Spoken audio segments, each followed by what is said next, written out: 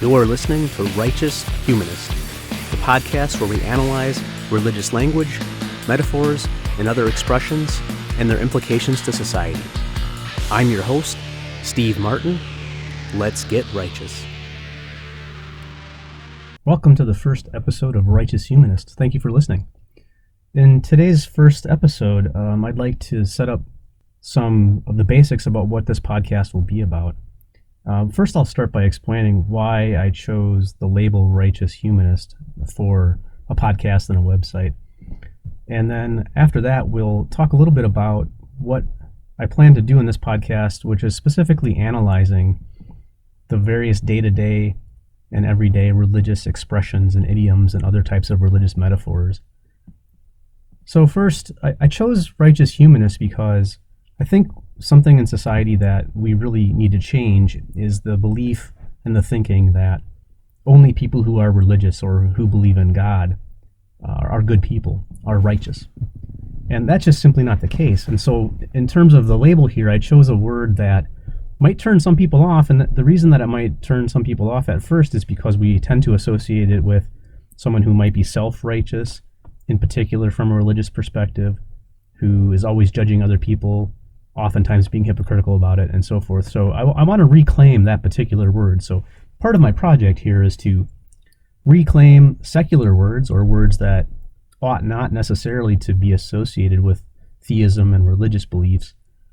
For the rest of us, we can be righteous, and we indeed are. Many studies show that non-believers and atheists are, of course, every bit as moral as anybody else. There can be good theists and bad theists, and there can be good atheists and bad atheists. So there's nothing necessarily and inherently righteous or not righteous about somebody based upon whether or not they believe in a god or gods. So that's the reason that I chose that particular word. And of course, I am a humanist. I'm a non-believer. I'm an atheist. Call me any of those labels are fine with me.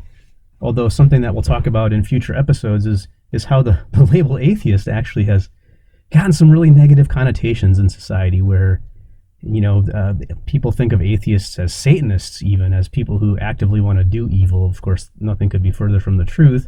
If we believed in Satan, we certainly wouldn't be atheists either. So part of what my project here to do is to actually normalize atheism, because everything is working against that in society. All of these religious expressions and metaphors and idioms that I'm about to analyze in future episodes all work towards normalizing theism, which means in many ways atheists are viewed as aberrant, or in some cases even as second-class citizens. We'll cover some of this in the future, but people have some very negative thoughts about atheists and even believe that they shouldn't belong in the United States, as if this country should be some sort of an official theocracy. So part of what I want to do is to analyze, the main goal of this podcast is to analyze religious language and religious metaphors and consider the negative implications in particular of those on society as a whole. There are a lot of other atheist thinkers and non-believers who write and talk about the harms of Christianity in particular, but theism more broadly and more generally to society. And I certainly agree with a lot of their assessments. But I'm trying to fill a more specific niche, actually, and that is that it's just also the way that we talk about religion and how prevalent some of these metaphors are. Maybe take something very basic, for example, how many times people say something like, oh, thank God for, and then fill in the blank. Or even atheists, many of my friends who are atheists, I've heard them say something like, oh, that was a blessing in disguise. Or talking about things as miracles. And even non-believers, inadvertently, without probably even consciously thinking about this, use a lot of this religious language because it's just so prevalent in everything that we think about and everything that we talk about in society. It's almost hard to escape it. Some of the concepts that we express through religious language are nearly impossible to express using some sort of a non-religious metaphor. I'll post some of those throughout. Here's an example. I was watching a clip. I don't watch the whole show anymore, but I was watching a clip on Bill Maher's one of his most recent episodes in mid-June of 2020, and he said he was talking about the fact that churches don't pay taxes. And he said exactly this: why in heaven's name? Why in heaven's name? He's an atheist. Why in heaven's name don't we tax religion? Now, to some extent, we might say, oh, he could have been doing that ironically. Why in heaven's name is meant to be sort of ironic there. But at the same time, it still reinforces a belief, or the notion that maybe heaven is a real thing, and normalizes religious thinking. When I was setting up my Patreon page, I did this. I wasn't really thinking about it too much, but I had the levels of patrons, and I was using actually religious terms. So I had like humanist disciple, saintly humanist, or something like that. And then I realized, I'm kind of breaking my own rule here. I'm using religious terminology and religious metaphors to talk about these different tiers of patrons.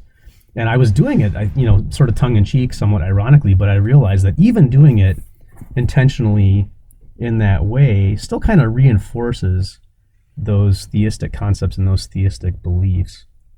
So why am I qualified to discuss religious metaphors and language and so forth? I have a doctorate degree in rhetorical criticism and communication studies, and I've been studying metaphors for quite some time. My master's thesis analyzed how we discuss crime and how much we use war metaphors to discuss crime, referring to police officers as soldiers on the front lines in the battle against crime and so forth. And you might say, well, that's just metaphorical, but it's not. It's not. Nothing is just a metaphor. Metaphors matter. Language matters. Words are never without some kind of consequence. And so what I want to do is look at the implications of our prevalent use and reliance even upon religious metaphors and expressions in our everyday language, because they actually do matter. They matter quite a bit. Words absolutely matter. When I talk about these things, I get a lot of pushback, even from non-believers, even from atheists. They say, "Oh, Steve, you're just making a really big deal out of this. They're just words. They're just expressions." But nothing is really just an expression. Nothing is without some kind of a consequence. Why analyze language? Why look at this? Why should we think about the implications of when someone says, "Thank God," for example? Well, I've got three reasons why.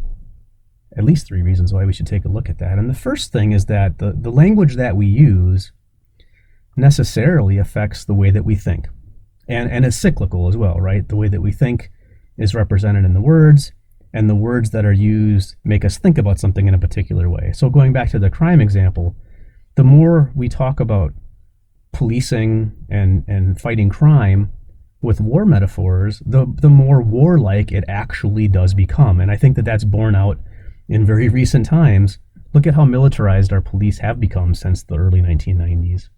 In some cases, they're even indistinguishable from our military. They look a lot like our military. In fact, even police departments across the country even have surplus military equipment now. And I don't think that the language that we've been using for the past 30 or 40 years was completely inconsequential in helping that to happen, negatively, of course, in helping that to happen. So language affects the way that we think, and it predisposes us to think about certain things in certain ways. And it's subtle. It might not be overt. It might not be all that obvious, but over time, the accrual of these uses of metaphors add up. And in this particular case, most of these add up, I would argue, to normalize theism, in particular, of course, in the United States, normalizes Christianity, because that's where most of these are derived from, although it doesn't have to be just about Christianity. It could be other religious thinking as well. And it, in many ways, marginalizes and pushes atheists and other non-believers into the margins, in some ways not even being thought of as fully or truly American. So these religious metaphors over time and how much we use them, and we'll have a future episode where I talk about things like having "In God We Trust" on our money and in our courthouses, and having other various religious phrases in public spaces that should belong to everybody, and how that actually further contributes to discrimination of various types against non-believers and even not just non-Christians as well. Okay, second, language and the metaphors also limits how we can express our thoughts. So I mentioned before, it's hard to think of, like, how would you say in a secular way that something is a blessing in disguise, for example? That's a tough one. We'll think about that. So it limits the way that we think about things and how we can express those thoughts as well. And then finally, I would contend that these religious expressions and metaphors and idioms are quite effective over time at encouraging certain behaviors and discouraging other behaviors. So I don't think that they're without consequence, even when we're talking about actions. They really do matter. So broadly, what I will advance here is that the accrual of all of these religious expressions and metaphors over time actually have three rather substantial societal implications that we'll take a look at throughout the rest of my podcast episodes. And the first I've already mentioned, and that is that these normalize theism and make atheism seem like an aberrant type of, well, in this case, just simply a lack of belief. Lacking a belief makes you aberrant. And the second one, and now we're getting a little bit more specific, and these all build upon the previous one. Once a lot of that is normalized, and once we start buying into fully some of these religious expressions and metaphors, I think we start to see that they remove our own human agency from a lot of situations. They're sort of fatalistic in that sense. That's kind of interesting right there too, because of course the idea of fate is derived from a sort of a deistic belief. The Greek fates were the goddesses of our future, of our destiny that we couldn't change. So even something like fatalistic and fate is derived from a religious metaphor ultimately. So we'll take a look at the etymology of some of these concepts as well. And what I'm talking about there is sort of like the belief that, and you'll even hear atheists say something like, oh, everything happens for a reason. And in a way, that expression itself is somewhat theistic, in the sense that the reason, of course, that people are referencing is there's some higher power of some kind that is the reason. Yes, of course, everything happens for a reason. Everything supposedly has a cause. But when the phrase everything happens for a reason is uttered by most people most of the time, what they really mean is there's a higher power. There's some higher reason for that. Another example would be when people are talking about their profession and they speak about having a calling, how it was my calling to become a teacher. I've also noticed that usually you're only called to participate and become a profession that's low paying. I've never heard a Wall Street financier say that was their true calling. It's usually something that's more of a service oriented job where you're helping other people and getting low pay in return, like nurses and teachers. But calling, who's doing the calling? And I've heard non-believers say that, that was my true calling to become a teacher. Well, you're not giving yourself very much credit there, right? So this notion that a higher power or God gets the credit for all the good things in the world and things like calling you to a profession, and then in many cases the bad things are a result of your own human failures and your own personal failures. And so religious language really removes a lot of human agency from a lot of situations, except possibly when it's something bad, when it's something negative. Humans are the source of all things bad, but God is the source of all things good, and even non-believers kind of fall into that trap of that thinking. There's lots of other examples that we're going to cover, but I think one of the most insidious implications of these frequent religious expressions are that they remove very important dimensions of our own of our own ability to alter a situation. Why do you have friends? You have friends because you're a good person and you've treated them well. People say, "Oh, I'm incredibly blessed to have such good friends." Well, no, you're not. You earned it, right? You're a good person, and so it wasn't because God, some sort of higher power, like a God, decided that he or it or whatever was going to grant you some friends. That's just not how it works. But we tend not to give ourselves credit in these cases, and I think that's really important to think about. And then third and finally, and perhaps most dangerously, is that what this all really builds up to is that, generally speaking, our society has, and the religious metaphors aren't the only cause of this, mind you, but they are potentially a big source, that we have a serious reduction in critical thinking, people's ability to be good critical thinkers, and in particular, about scientific matters. So, for example, this whole notion of you get asked if you believe in evolution, for example. It's not a matter of belief. There was a viral video, maybe 4 or 5 years ago. It was one of the questions to Miss America.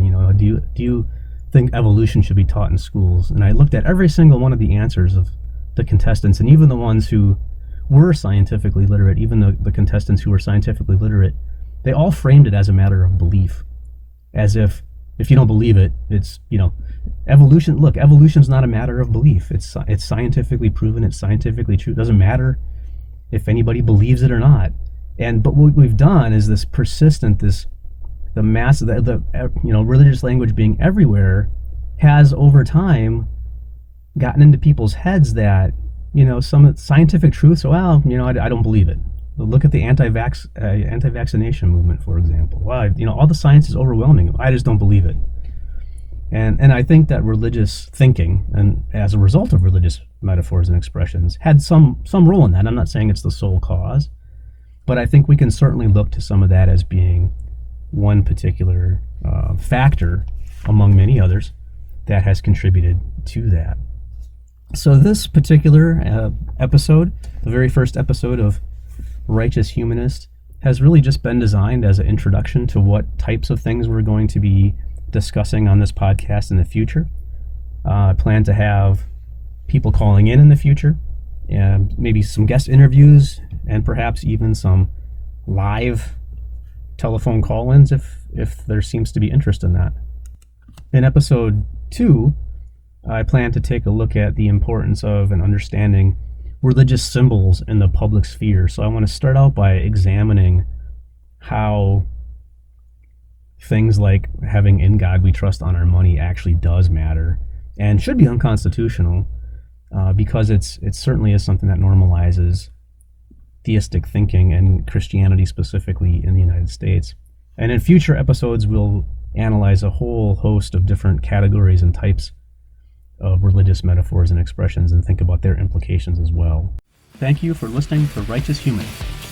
Please consider visiting my website at righteoushumanist.com, finding me on various social media platforms by the same name, or visiting my Patreon page at patreon.com/righteoushumanist.